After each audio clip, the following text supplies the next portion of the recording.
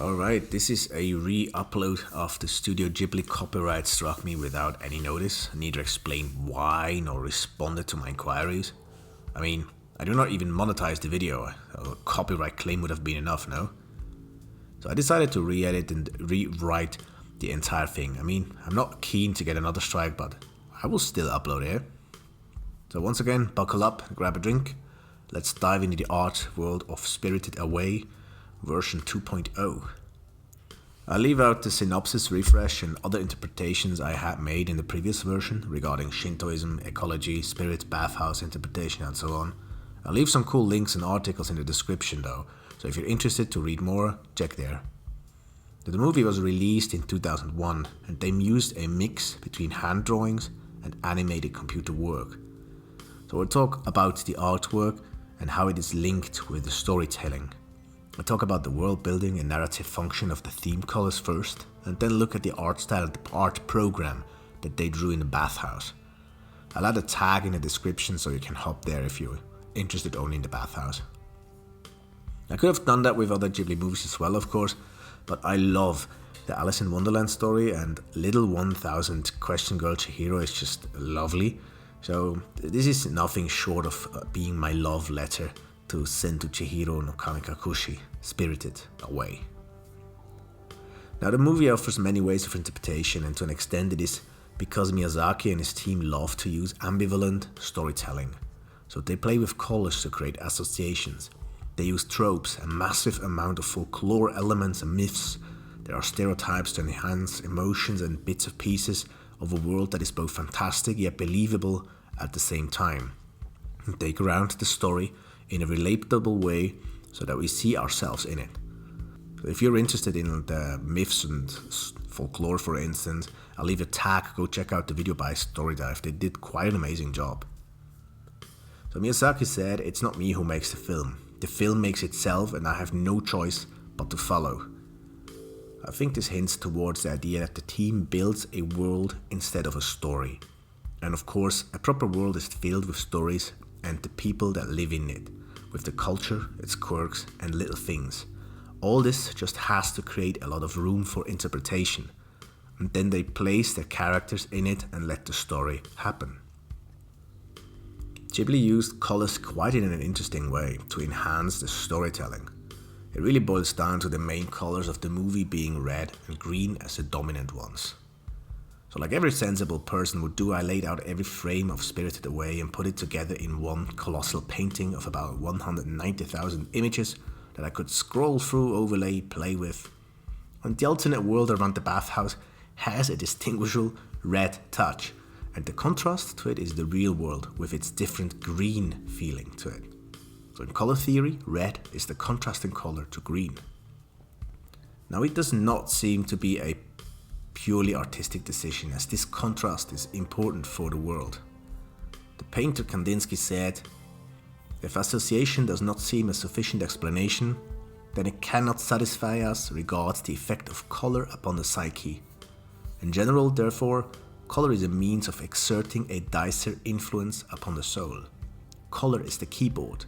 The eye is the hammer, the soul is the piano with its many strings. The artist is the hand that purposefully sets the soul vibrating by means of this or that key. Thus it is clear that the harmony of colors can only be based upon the principle of purposefully touching the human soul. And Spirited Away uses a color theme to enhance the separation between the real world and the spirit realm, the alternative world. And this is so well thought out that it's even repeated in the clothes. So Chihiro wears reddish pink pants and a shirt with green stripes. When she has to change clothes in the bathhouse, they are purely red. To the end of her emotional and spiritual development and growth, she goes back to the old clothes, but wearing now a magical red hairband. And the cool part is that there are clear cuts between the two worlds and in the development of our protagonist girl. I call them transition scenes, and thus I do not include them as the main color moments like the bathhouse or the real world. So in total I would say there are 4 of these transitional moments. We have 2 black ones and 2 blue ones. So the first we encounter is getting from green, the real world, to the red dominated alternative world by passing through the entrance of the bathhouse. It is the absence of light in the tunnel that is guarded by the stone spirits when they walk through it. They pass this part again when they leave the alternative world, so transition 1 and 4. The other moments are the traveling parts that are part of Chihiro's emotional development, the train scene and the flight back with Haku. These two are the blue parts of the movie and the moment of learning to take responsibility for someone else, so Chihiro grows up in these transitions. Now the black is the absence of light, an additive called a theory, so without light, all is black. In subtractive color theory, so if you have pigments that you add together, all colors mixed in one pot make up black as well. So colors are important for this world, as is the absence of color. So think about the completely black-clothed Kamaji and the boiler room. They relentlessly give everything and are seemingly unaffected by the world above. And we have no face, which is basically the reverse figure of Kamaji, that becomes whatever is being fed to it and giving nothing back. Well, yeah, gold, but, it turns to dirt. So the first time this concept appears is the tunnel of the stone spirit. After exiting, the separation happened. They even show you the glass window that has the colors clearly separated like the old Microsoft logo. It is these 3 base colors, red, blue and yellow, and they added green, which is the secondary color. And they show you that this separation of the worlds has happened. So Ghibli went with red for the main part of the movie. And not just any hue and shade, it's an unblended red. This red takes over the spiritual realm, and red is an emotionally intense color, a positive emotion. Like the Japanese lucky charms that are put on the trees of the new year. We associate red with passion, blood, desire, love, but also war, strength, determination. We even put rouge on our face to imitate arousal. So it is an exciting, it's a stimulating color, it's urgency and shows courage. It represents the sun on the Japanese flag, so it's energy, it's power. And wearing red as the color of the wedding kimono is a sign of vitality. It is a celebratory color. This intense color is Chihiro's color. It's her determination, her courage to pass the trials of the alternate world. The trip to the red alternate world changed how she acted in the real world. She grew up emotionally in the meantime. After all, hardships make us stronger, not the easy times. So she was a whiny girl in the beginning, and after the movie came to an end, she's sure that she can handle whatever is thrown her way. So regarding the real world, we established that green dominates the opening and closing scene, so the family drives through the woods to their new home. The Japanese word for green is midori, which means vegetation growth, so a lot of green. Which is fun if you think how energetic the father drives through the color that symbols growth. So at the end of the sprint, they come to the rapid stop at the entrance to the tunnel of the stone spirit, which is coated in a fainting red. Now the entire style of the opening shots look different than what we see afterwards in the alternate world, so it could be straight out photorealistic at parts. This was done by Kazuo Oga, the art director that did also My Neighbor Totoro and Pompoko. Mr. Oga is an expert in Japanese landscapes, and Miyazaki himself considers the painting style to be a nice contrast to the alternate world, and the result looks just amazing. If you look at the car rushing by the monument of the stone god, the moment they enter the forest, the vegetation is heavily layered, and then there's a lot of visual depth in every shot, and various shades and hues of greens are layered with sun's rays breaking through and letting the petals glimmer in the light. In comparison, the vegetation in the alternate world feels completely different. There are barely any hues and different shades of green. Nothing. The salad field has barely any depth, and green becomes less important. Now you might say that it's just a coincidence. Well, I doubt it. The real nature fades in the background, and the spiritual part, the story, the rooms that reflect the extension of the protagonist's character and the journey become the foreground. I am positive that the realism of the movie's opening scene was put with such detail intentionally. The world was in the foreground, the green reality to shape a more stark contrast to the rest of the movie. Now, of course, it's not only the nature that helps with the realism. I mean, the car that they drive is superbly done. You get to know that's an Audi. The father states it's a 4-wheel when they go off-road, so it's the Audi Quattro. And the car then hops irregularly because of the cobblestones, A single green leaf hangs in the front of the windshield wiper, and when he hits the brakes, you see the pedal push back and stutter, which is normal for the anti-lock system that the Audi Quattro has. And this is mind-blowing. That is a lot of detail that they packed in that short moment, and it has nothing to do with the movie. It has something to do with the world that the movie plays in. And the world of the alternate reality demands that detail as well, and we find it in the architecture and interior. The bathhouse called Abu Raya and also the town where Chihiro enters are a mix of a lot of styles. This mix of styles makes sense as all spirits come here from everywhere. And my first thought, like many others, was that it should resemble the Edo period Yoshiwara, which was the red light district, the amusement part. But from this time we have several images in woodcut prints. They're called ukiyo-e, so images of the fleeting world. And it's a world of pleasures and arts, and you probably know about the theater. Best known are the masked kabuki theater players with extravagant dresses and masks. And then we have the courtesans, the entertainers, the geishas that were highly trained and skilled in tea ceremony and singing, music, dancing, drawing, and other things. So while there are similarities, the shops before the bathhouse have a more saloon feel to it. So the interpretation that Ghibli uses reminds me of the izakaya alley shops with people sitting in little food bars along the street. So thoroughly Japanese with a slant of globalization added. And the top of the facades of the houses look more like what you would see in an amusement park. So when the ghosts appear, I get this, Edward Hopper vibe from Nighthawks of 1942. This mix is everywhere, and I think the pinnacle of adding Western style in spirited way can be found in the Abu Raya itself, particularly in the living quarters and the office of Yubaba.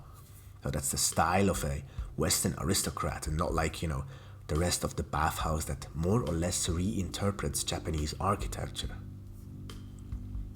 Mr. Takeshige, the art director, stated that the bathhouse is based on an inn at Dogo Hot Springs in Shikoku. I could not find proper images about the exact architecture, but the similarities are sure there, so in the general approach of the concept. So the main entrance and the walls that shield the visitors from unwanted spectators, with many lamps to soothe the atmosphere, a main hall in the center, and then private rooms that are to the back and above.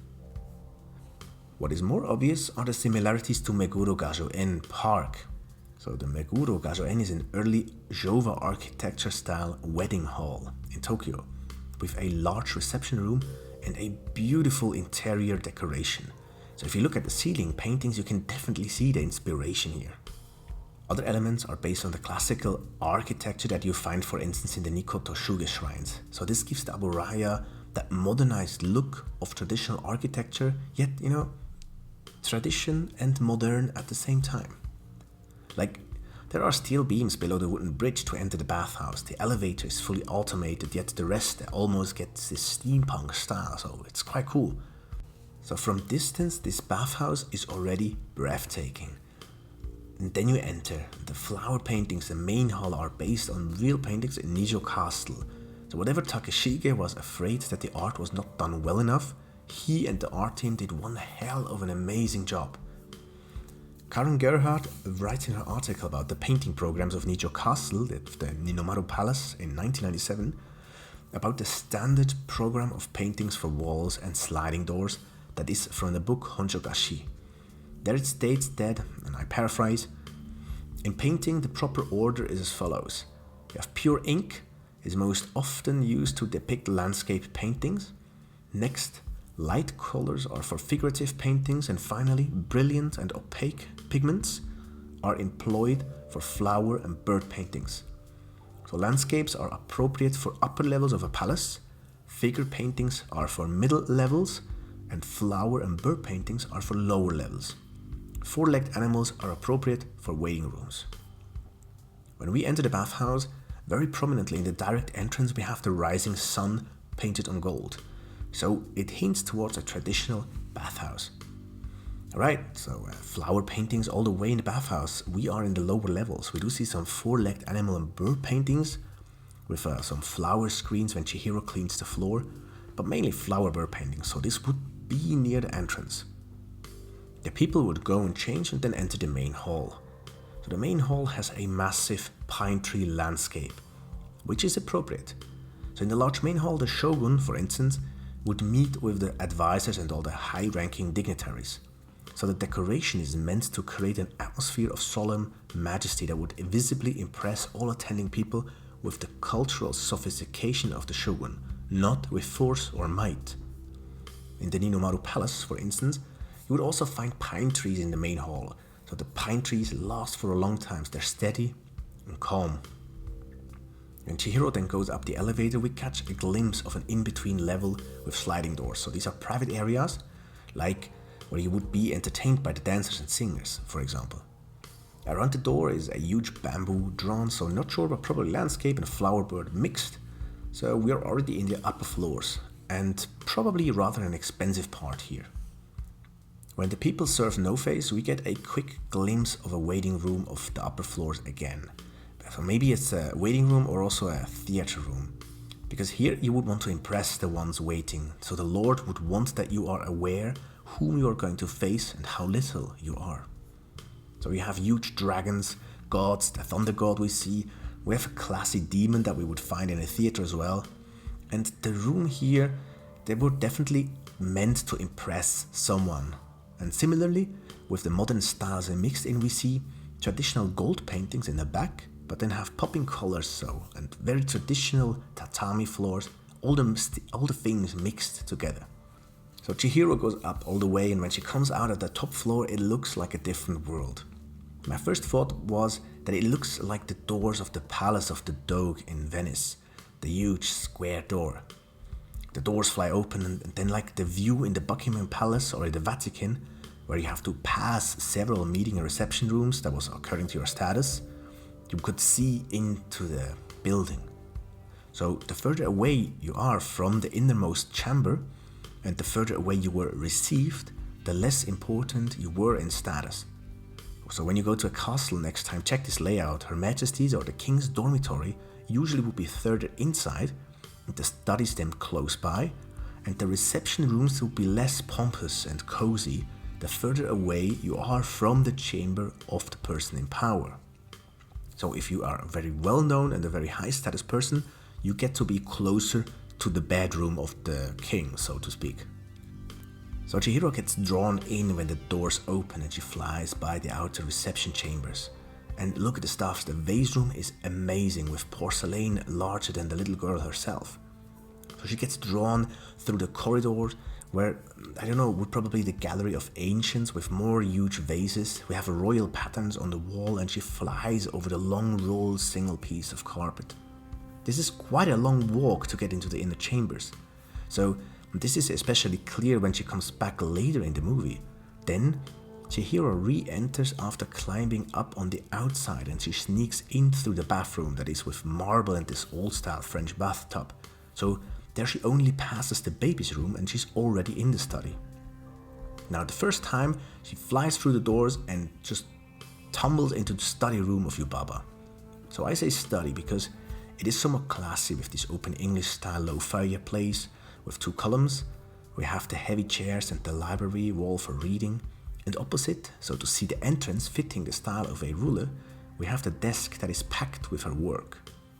We see a folding screen there and as well, and we have perfume, so she would also change in that room if she had to. So on the shelves there are different types of porcelain again. Now, to the end of the 17th century, there was a huge demand to collect porcelain in Europe. So the well-known Meißner porcelain started around 1710 as well. So having porcelain of any sorts from either China or Japan was a sign of having taste and culture. And of course money, because had to import it via the ancient Silk Road, which was not quite an easy endeavor. So here we see all kinds of types, porcelain, glass, etc., from different periods and styles, all in Yubaba's office. And now why is this so amazing? Studio Ghibli shows this detail for a second or two and then it's over, and that is just insane.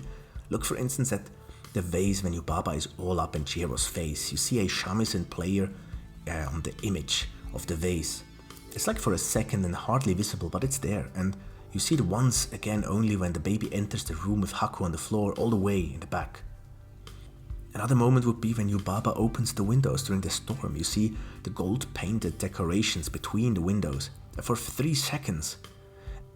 This madness of detail never stops. So when Yubaba does the appraisal of gemstones right before opening the windows, you see the skull in the back. And a few scenes later, she takes another skull over on her magic table that she uses as a telephone. I mean, that's genius. She clearly stands above death, So in 17th century paintings, the skull represents vanitas, the vanity of life. So the painter would add it so that the aristocrats would be aware of that we are all facing certain death and then be judged before God. Now the most famous you probably know is the painting by Hans Holbein with the 2 ambassadors, where you have the skull that is distorted by perspective, and you only see it clearly when you approach the painting from an angle. This is called an anamorphosis. So street artists use this concept as well, and they make these cool 3D illusions on the streets that you can only see from one angle. It's really lovely. So the movie rightfully deserves its praise in my opinion. The artwork is as delightful as the story, the editing, the script, the music.